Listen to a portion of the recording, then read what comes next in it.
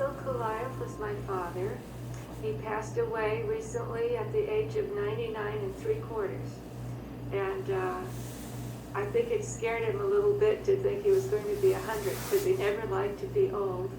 And he was always very young in spirit, as can be seen by his paintings and his travels, because he traveled a great deal in his life. He came from Russia. His father was a merchant, and Basil was born in Irkutsk, Siberia, and he was one of 5 children. So he was right in the middle, and I think that gave him his very good temper, because he never had to accept responsibility as a kid. Who threw that stone? He'd look at either side, either his younger brother or his older brother.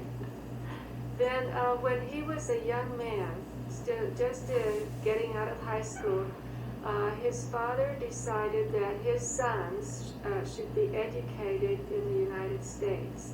And they were living in China after the revolution, the Russian Revolution. Many Russians moved to China. And Basil and his whole family was there. So his father sent him first to Berkeley, along with his brothers.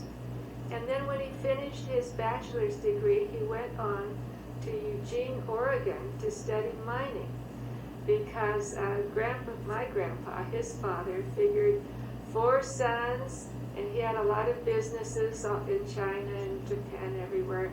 And he said 4 sons, one should be a lawyer, one should be a mining engineer, because he had some gold mines, and so forth, so on. So everyone had to dutifully study what was their allotment in life. And the minute Dad graduated, he started painting, and I think he's never stopped being an artist.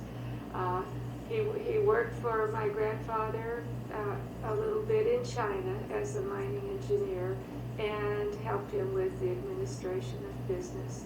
But early on, his love was painting. So later, when they came to the United States to live, and they were already citizens, they came here to live in Los Angeles, in Hollywood, actually. And Basil attended the Otis Art Institute, where in 1936-37, he received a fellowship because they judged his paintings. Very nice. And that painting of the Spanish lady was, I believe, done at Otis or shortly thereafter. That was his sort of more classical, naturalistic style. But even then, he liked Hispanic culture very much, and that attracted him later to go to Mexico and live there for, about 5 or 6 years in Guadalajara. And he went several trips to Mexico. He toured the coast in an old, I think, Ford, Model T Ford in those days. And he was in, for example, in not Puerto Vallarta, but that famous place that's also so full of condominiums now. But on the beach, he was there when they had just tents, and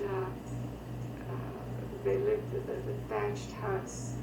And so he saw the coast of Mexico on the Pacific side at a time when few of us could even imagine it now. It's so built up. But so he did many paintings when he was in Mexico. And some of these paintings show his experiences there with the oyster eaters at the beach, and they would catch oysters and eat them there.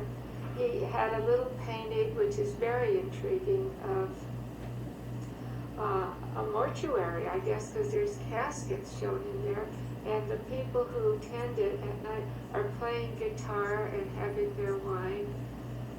But that was a very naturalistic scene. He also painted some Mexican villages and the ocean, which he loved very much. He went to live in Spain itself in the 60s, I believe it was. He lived in southern Spain and toured throughout Europe with his second wife, Gaia. And that also influenced him. At that time, he did go to Italy, to Venice, And in back of me you'll see a painting called Death in Venice, which is based on the Thomas Mann novel of Death in Venice. And Basil did 2 or 3 paintings of the subject. Around me you can see his rather fantastic style. Having started very classically at Otis, he kept developing his own very free and style, which is full of fantasy and a lot of color. And he loved color. Well, in his last few years here in Los Angeles, he spent his time in several ways besides painting, of course, and tending the yard and building the houses that he did. His father, my grandfather, had started an educational fund in San Francisco to help Russian refugees who had come to the United States, I guess, before '49. That Basil was very active with as a member, and that he believed should also be helping Russia and the city of Krasnoyarsk after the communists fell. So he was active in family affairs, and he was the last of the family to be alive because the rest of the brothers gradually died, in their late 60s, 70s, and Basil, the middle child, lived on.